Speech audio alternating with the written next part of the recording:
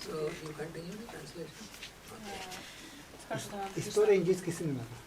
It's a story about how information No, not this. I am asking my lesson. Are you continuing the translation? Yes, Okay. yes. And I am not asking about this. It's more for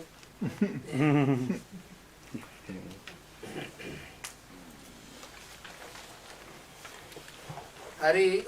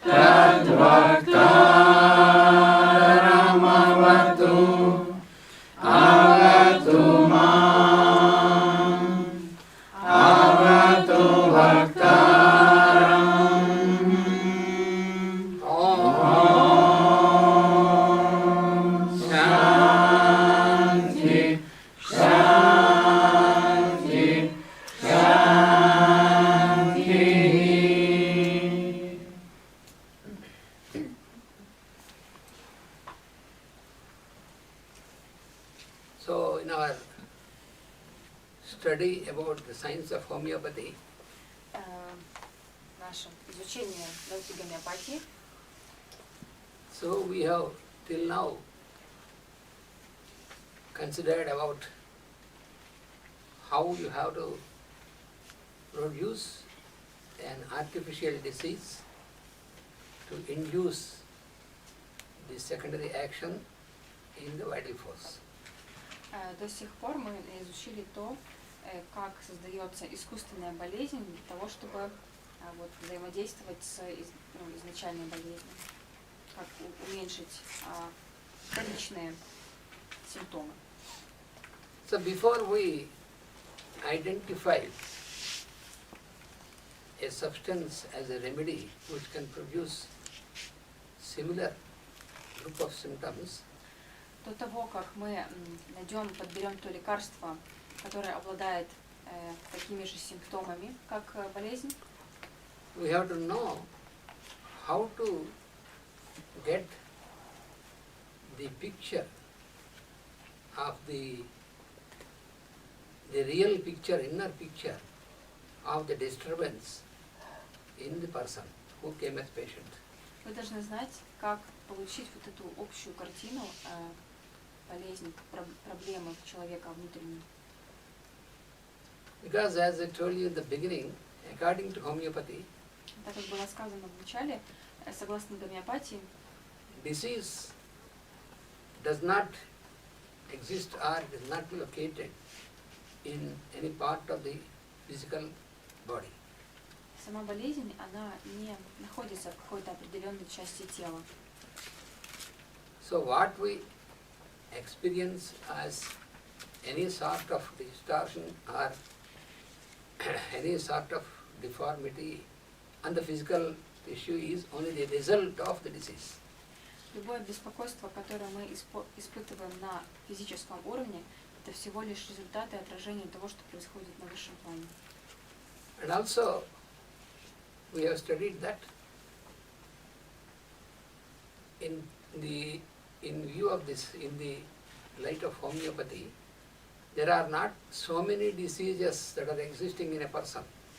И с точки зрения гомеопатии нет так много болезней, которые бы существовали в теле человека. It is only one disease. That means disease is a disorder. As I told you in the very beginning, disease is a disorder in the functioning of vital force. И болезнь, согласно гомеопатии, это не что иное, как определенное расстройство жизненных сил в человеке. Но оно одно. So during this phase of disorder, so it has produced certain group of symptoms as indicators on different levels. И вот с тех пор, как этот беспорядок, да, эта пробоина появляется в жизненных силах, она постепенно начинает формировать определенную группу симптомов. So the real disturbance caused in the functioning of vital force is from the higher level, from the inner consciousness, that means from the mind and above. И настоящее изначальное беспокойство, которое возникает у человека, оно формируется на уровне ума, на высших уровнях. So therefore, how can we identify that diseased condition or a disturbed condition in the patient? How we study according to homeopathy? И как мы можем понять вот это болезненное состояние человека согласно гомеопатии? When we receive a patient or a suffering person for treatment, Когда к нам поступает человек для лечения, if the patient presents to you only some papers of the results of the analysis and with a name of a disease, если человек поступает с определенным перечнем анализов, результатами и с названиями болезней, so for homeopathic consideration it makes no use, it is of no use at all. для гомеопата эти данные не имеют никакого смысла. So what is important is how the person feels and how the person experiences. That is important, and not the results that are recorded from all this analysis, laboratory analysis.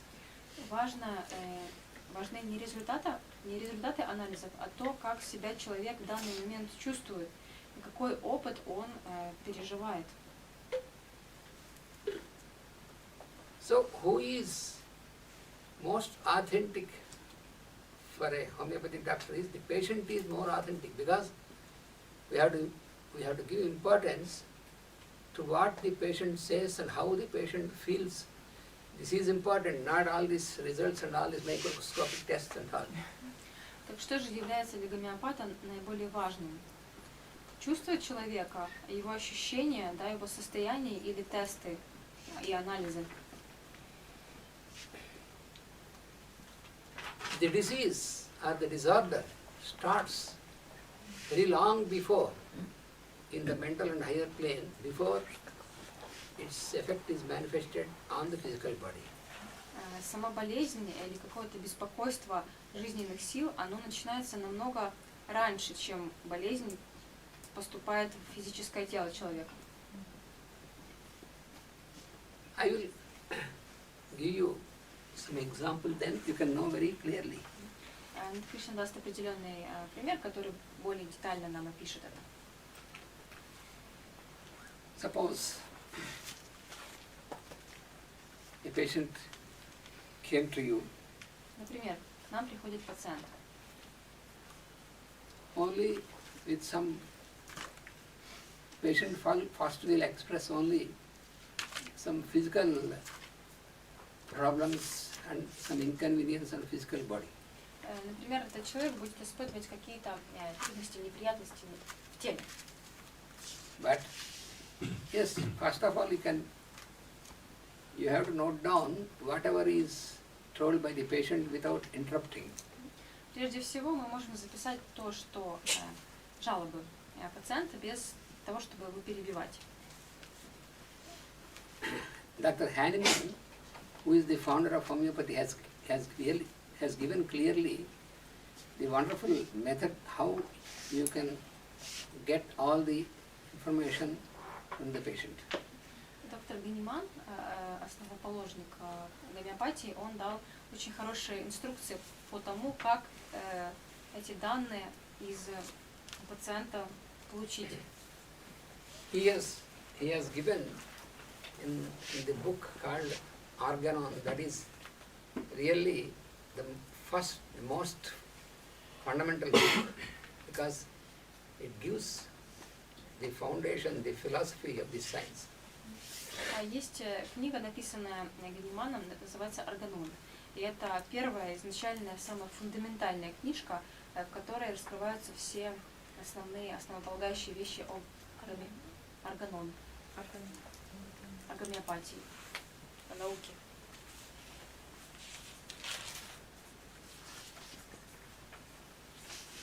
Ганиман.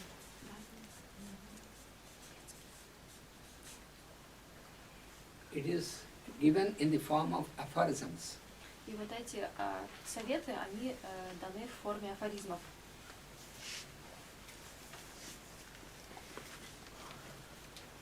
And later, this was explained with a good, with examples and with a wonderful manner. And there are many of his followers who have explained, and most wonderful explanation is from Dr. Kent. Есть не одна расшифровка этих афоризмов его последователями, но один из лучших вариантов это книга доктора Кента.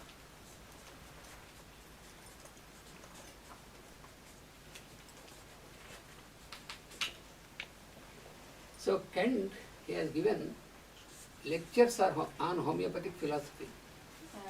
Доктор Кент давал лекции по философии гомеопатии.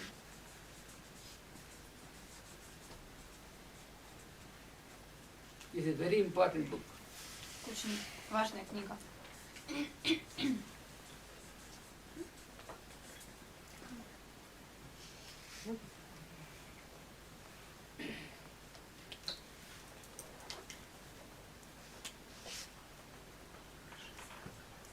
So, in homeopathic treatment, how you make the case sheet and with the information given by the patient, how you make the record, that is the important thing for us. Как мы делаем кейс, как мы его создаем, когда к нам приходит пациент, это очень-очень важно. So we have to, when you are making the case sheet or after completing what the patient says, you have to find out which are, first of all, what all they give about the names of the disease. You just need not bother about it, because that is not important. You can just make a note and leave that. Когда пациент начинает рассказывать название своих болезней, мы можем их где-то там себе пометить, но на самом деле это не имеет большого значения. То, что он себе знает. Because you know, all these names of the disease with technical language they give in the reports, and the patient, because they don't know, therefore they bring all this, and they say I had this and this disease, this phlebitis, this and this, and so you need not bother about this. Just make a note and leave that. Часто приходят пациенты, и у них на руках какие-то анализы, и по этим анализам им дают как-то диагноз, ставят диагноз. И на самом деле для гомеопата это не имеет никакого большого значения, вот эти названия все.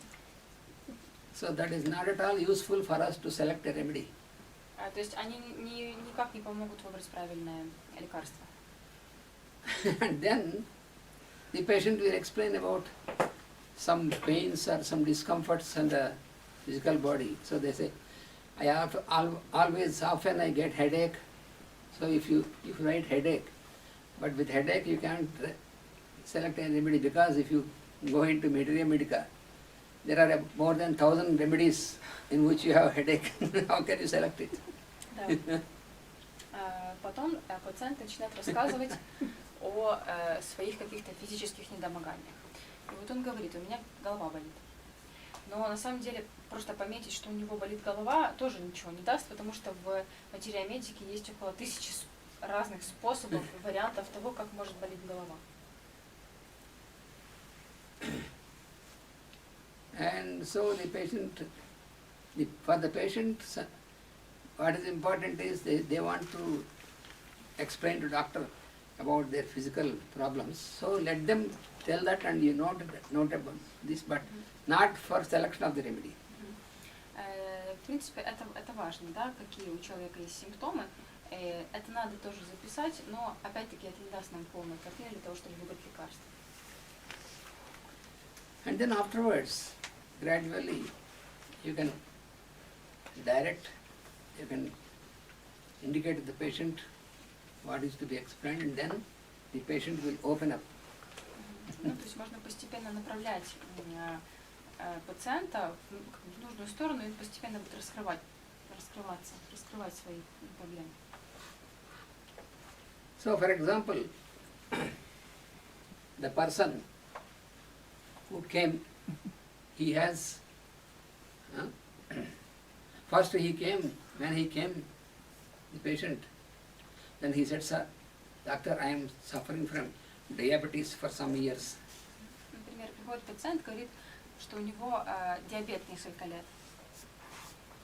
So, what do you know by diabetes? Only that there is increase of the level of sugar in blood and urine, but that doesn't give anything.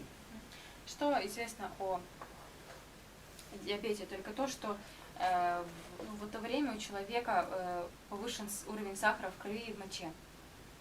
Therefore, homeopathy says that you have to treat the person, not the disease. Поэтому в гомеопатии сказано, что нужно лечить пациента, а не болезнь.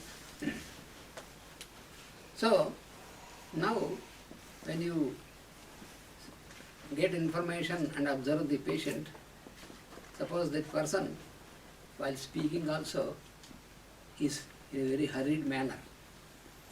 Мы должны, вместе с тем, что мы записываем его физические симптомы, мы должны за ним наблюдать. Бывает, что человек рассказывает, ну, как бы, в его поведении видно, что он очень такой, как бы, отрывисто рассказывает, резко, быстро. So you can get the information from the patient or from the family member or attendant of the patient to know whether this person is always in such a hurried manner. И тогда мы можем от него узнать или от его приближенных людей, всегда ли он находится в такой спешке. So you can find out that this person is, even in everyday life, he is always in a hurry. И тогда мы можем узнать, что в его ежедневной жизни он находится вот в такой спешке. So, when he has to move out from the house, even to go to the office, which is a regular program, И даже, например, когда ему просто нужно выйти на работу, в офис, да, что является его ежедневной рутиной, he feels very much stressed. он чувствует большой стресс. And then he gets ready, and just the moment when he has to step out of the house, he gets a strange sensation, and then he has to rush into the toilet, and then he passes a little watery stool, and then only he can go out of the house. И перед тем, как выйти, он уже собран, и тут вдруг у него какая-то боль появляется в животе, ему приходится идти в туалет, и ну, как бы у него начинается расстройство желудка. So it may be, if he is going to the school or college as a student, Может быть, когда он был студентом, ходил в школу или там, в институт, or afterwards it may be when he has to go to the office, а потом ему надо идти в офис, or the same thing when, for example, he has to make a journey, либо когда, например, ему нужно ехать куда-то в поездку, then he is more stressed. тогда он еще больше в стрессе. So, suppose he has the train at 10 o'clock and he has to leave at 9 o'clock. Например, у него поезд отходит в 10, а в 9 ему нужно выйти. So, a few days before already he starts making a preparation for the journey, even though it is not a long journey or it is not for a long time, but even then he needs so much of, it is mental preparation. Mentally he feels like that he has to arrange everything for the journey, and he arranges, and on that day when he has to leave at 9 o'clock, he packs everything, he feels everything ready. But at 9, just when it is 9 o'clock, he wants to go out, but he has to rush to the toilet once again. Даже если его поездка не дальняя, да, он все равно начинает готовиться дня там, на несколько дней, собирать вещи, и он постоянно думает об этом, он ментально готовится. Но все равно, даже при этом, когда наступает 9 часов, время выхода, он все равно побежит в туалет. So with great difficulty, he reaches the railway station just before the train leaves, and with a hurry, he just jumps into the train. Все равно с большими проблемами он наконец-то выйдет, но все равно он будет очень спешить, опаздывать, и в последнюю секунду заскочит в поезд.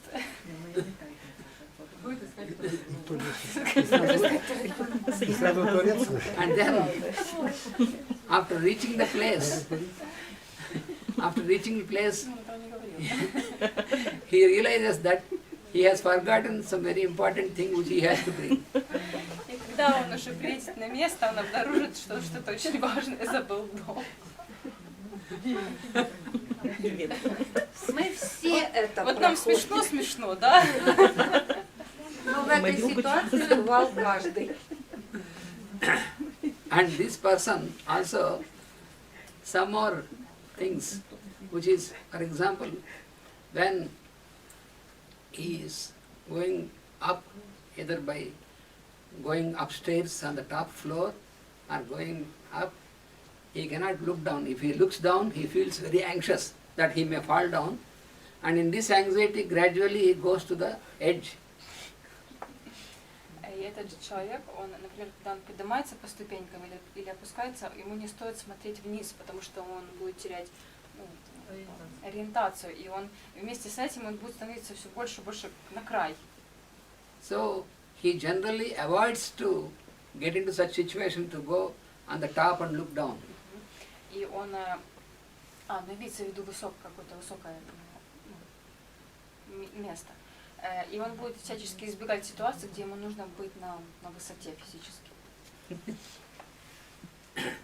If you take this person with you to the top, he says, no, let us not go, because we may fall down. He also does not want the other person also to go there. Когда кто-то из его друзей, знакомых говорит, пойдем наверх, он не хочет, чтобы даже его друг шел, потому что он будет бояться за него тоже, чтобы тот не упал. If he has to travel in a ship, then he will sit inside and not from the deck, he will not look into the water.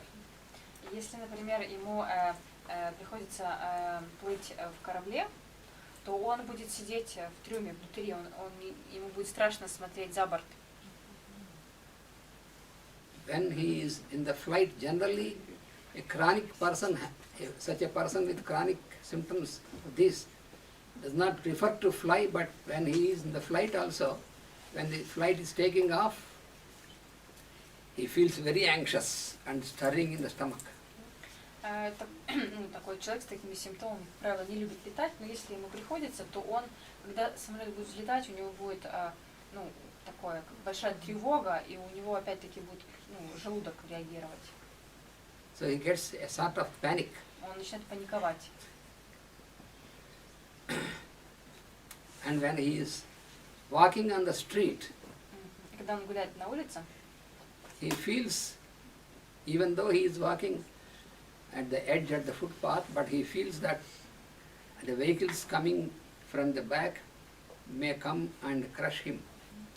например, если он идет по тротуару, но где-то с краю, он все равно будет чувствовать, как будто бы машины могут его сбить, которые едут, ну, по его пути, в его сторону. Ну, And therefore, many times he watches, while he is walking, he'll be watching what is happening behind. когда он идет, он будет постоянно оглядываться, смотреть, что за спиной происходит. And then another thing is, he is not sure of his memory also. Because of his confusion, Из-за его таких вот заблуждений он также не уверен в своей памяти. so when he came out of the house, he locked the house, he got into the car, but after that, when the car has to start, then he has stopped. Whether I have locked the door or not, then once again he goes back, he checks whether he has locked 2-3 times and again returns. Также у человека такой есть, ну, такая привычка, он вышел из дому, он сел в машину, и когда он уже отъехал, он начинает думать, боже, я дверь закрыл или нет. И он возвращается домой и, короче, проверяет.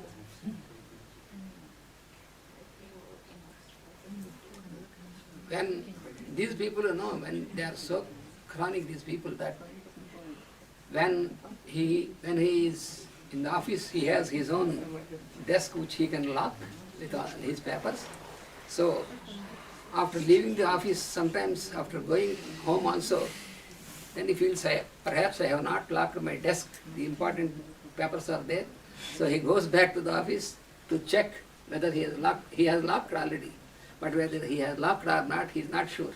It also works with iron, you know? Yes. Whether you put plug off. Yes. Ну, если, например, человек с такими симптомами уходит с работы, у него на работе стоит стол, да, с замком, то он может вернуться на работу, чтобы проверить, закрыл ли он, потому что там лежат ценные бумаги. А я говорю, что такое, у меня, например, очень часто с утюгом, я не помню, я выключила утюг или нет. Мы все так. Я тоже.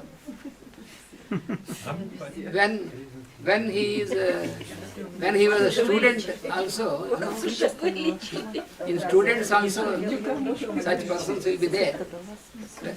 He studies the subject very well, he knows everything very well, he can answer without any problem. But after getting into the hall, when the question paper is given, then he is very panicked, and in this he gets confused, and then he gives a wrong answer to the question. And after coming home, when he looks at the question paper, or when his father or mother asks, he gives right answers, but there exactly wrong answers.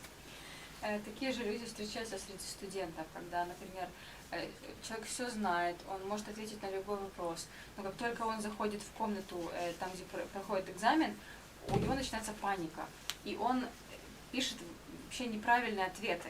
Когда он возвращается домой, там его родители спрашивают, он правильно отвечает, но как только он начинает быть на экзамене, он сразу все начинает путать.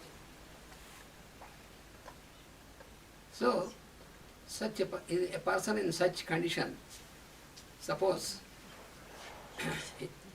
for some acute thing he goes to the doctor, or just he goes to the doctor, suppose because he also sometimes suffers from lack of sleep because of all this thinking, and so when they go to the doctor and says, and doctor makes all the analysis examination from top to bottom, and doctor says, you have no problem, your health is perfect, he says.